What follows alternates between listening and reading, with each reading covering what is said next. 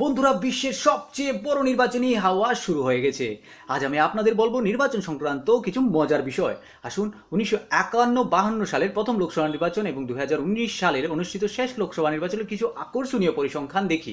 গত 73 বছরে শুধু ভোটারদের সংখ্যাই বৃদ্ধি পায়নি, ভোটের শতাংশ, ভোট কেন্দ্রের সংখ্যা, পুলিশের সদস্য, প্রতিদ্বন্দ্বী দল ও প্রার্থীর সংখ্যাও বহুগুণ বেড়েছে।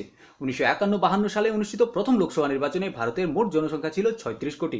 এই নির্বাচনে 10,59,00,000 ভোটার তাদের ভোটাধিকারের প্রয়োগ করেছিলেন।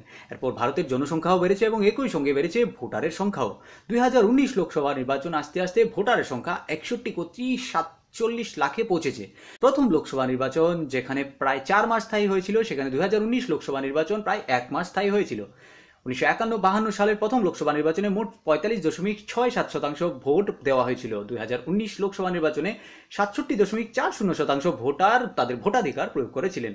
ভারতের লোকসভা নির্বাচনের ইতিহাসে এটাই ছিল